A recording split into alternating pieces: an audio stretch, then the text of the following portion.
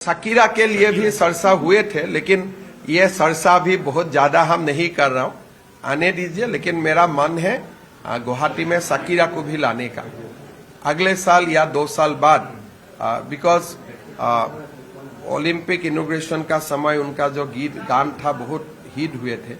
एक अपॉर्चुनिटी था फरवरी में, लेकिन हम वो अपॉर्चुनिटी को जाने दिया, इसलिए अभी समय भी नहीं होगा। लेकिन गुवाहाटी में शकीरा को भी लाने का मेरा मन है, और डिब्रूगढ़ सिलचर में भी ऐसा बड़ा आर्टिस्ट को लेके जाना है। जब शिलोंग होते हैं तो मुझे ताना मारते हैं, जब शिलोंग ला सकते हैं आप क्यों नहीं ला सकते, शिलोंगे आनिब पारे आपुनि क्यों नोवारे। एटा मैं यात आनुते কৈ আছে যে কিয় আনিলে বুলি।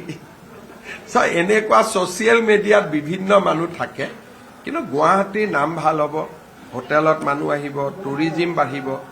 আমাৰ লক্ষ্যটো কি, আল্টিমেটলি যিজন মানুহ আহিব তেওঁ পান দোকানত ৰখিব, হোটেলত ৰখিব, গুৱাহাটীৰ গাড়ী এখনত উঠিব, উবেৰত উঠিব, ইকনমিটো ভাল হৈ যায়। কোল প্লে হৈছিলে গুজৰাটত, জিএসটি আৰু গোটেই তেওঁলোকৰ 800 ক্ৰোৰ্ছ তেওঁলোকৰ এক্টিভিটি হৈছিল, ইকনমিক এক্টিভিটি। কোল প্লে হৈ গ'ল, মোদী ষ্টেডিয়ামত হৈছিল, 1 লাখ মানুহে কোল প্লে চালে।